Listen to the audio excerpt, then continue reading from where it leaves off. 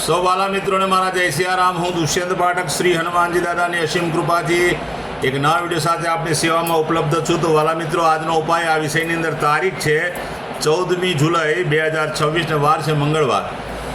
જો પંચાંગની વાત કરું તો જ્યેષ્ઠ મહિનો કૃષ્ણ પક્ષ ચાલી રહ્યો છે અને તેમાં પણ પુનર્વસુ નક્ષત્ર, વ્યાઘાત યોગ, મિથુન રાશિનો ચંદ્ર અને મિથુન રાશિનો સૂર્ય.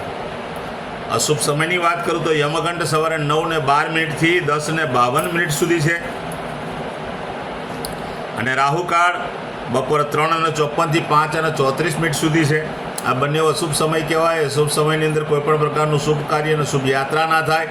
શુભ કાર્ય અને શુભ યાત્રા કરવા માટે કોઈ સારું ચોઘડિયું, કોઈ સારું મુહૂર્ત લેવું જોઈએ, જેમાં ઉત્તમ અભિજીત મુહૂર્તનો સમય બપોરે 12:06 થી 12:59 મધ્ય છે. તો આ સમયની અંદર તમે કોઈપણ પ્રકારનું શુભ કાર્ય અને શુભ યાત્રા કરીશું. વાત કરીશું હવે આજના ઉપાયની. તો આજના ઉપાયની અંદર વહેલી સવારે સ્નાન કરવા બેસો, નાવાના પાણીની અંદર 3 ચમચી હળદર પધરાવજો. પાણીમાં હળદરને મિક્સ કરજો. તે પાણીથી જ નાજો. ચોખ્ખું પાણી ઉમેરી શકાય. સાબુ અને શેમ્પૂનો ઉપયોગ કરી શકાય. વાલા મિત્રો, સ્નાન થઈ ગયા પછી વસ્ત્ર ધારણ કરી લો.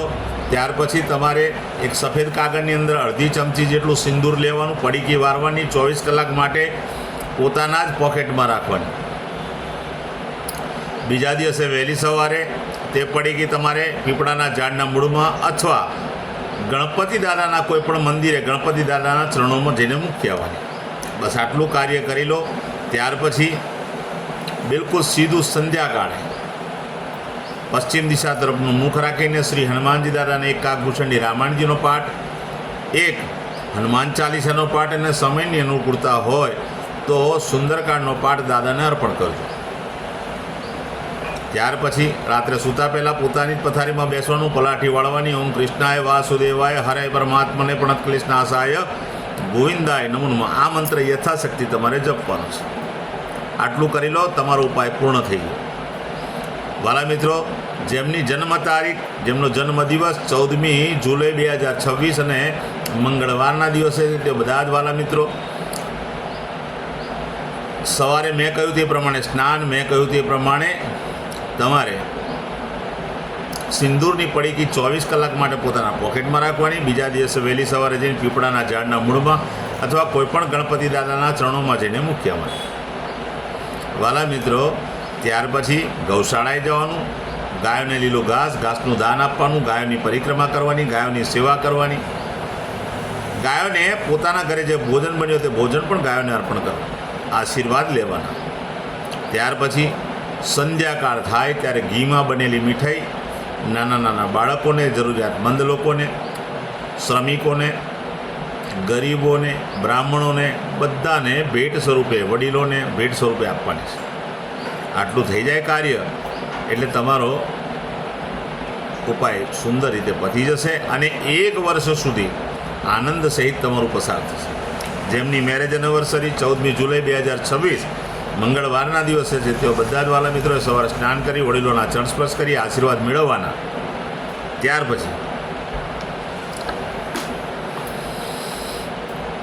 પછી તમારે ગૌશાળાએ જવાનું. ગાયોની સેવા કરવાની. ગાયોની પરિક્રમા પતિ અને પત્નીએ કરવાની. ગાયોને લીલું ઘાસનું દાન આપવાનું. તમારે ત્યાં ભોજન બન્યું તો ભોજન ગાયોને અર્પણ કરવું. આટલું કર્યા પછી ગાયોના આશીર્વાદ મેળવી કોઈ પણ વૃદ્ધાશ્રમમાં, અનાથાશ્રમમાં, વિધવા આશ્રમમાં જરૂરિયાતમંદ લોકોને, ગરીબોને, શ્રમિકોને અથવા બ્રાહ્મણોને તમારે પૂર્ણ સીધાનું દાન આપવાનું છે. આખું સીધું શાકભાજી સાથે. બસ આટલું કરી લો. તમારો આખું વર્ષ ઉત્તમ રીતે પતિને પતિનું પસાર થશે. વાલા મિત્રો, આટલું કર્યા પછી ખાલી એક જ વાત કહીશ કે મારા બધા જ વિડીયો યુટ્યુબ પર હોય છે. મારી યુટ્યુબની ચેનલનું નામ છે દુષ્યંત પાઠક. મારી ચેનલને સબસ્ક્રાઈબ કરો. બેલ આઇકન અવશ્ય દબાવજો, કારણ કે હું નિયમિત એક વિડીયો મૂકું છું. તમે બેલ આઇકન દબાવેલો હશે તો તરત જ તમારા મોબાઈલ પર નોટિફિકેશન આવશે અને તમે મારો વિડીયો તરત જ જોઈ શકશો.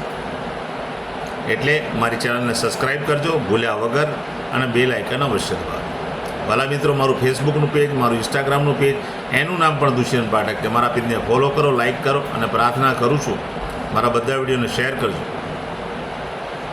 તમારા શેર કરવાથી, તમે તમારા સોશિયલ મીડિયાના એકાઉન્ટ પરથી મારો વિડીયો શેર કરશો, કોઈ સંઘર્ષમાં ફસાયેલા વ્યક્તિને ભગવાનની કૃપાથી માર્ગ જળશે. હું નિયમિત એક વાત કહું છું કે મારો એકવાર વિડીયો જોવાથી કે એકવાર ઉપાય કરવાથી પરિણામ નહીં મળે. આ કોઈ ચમત્કારની વાતો નથી.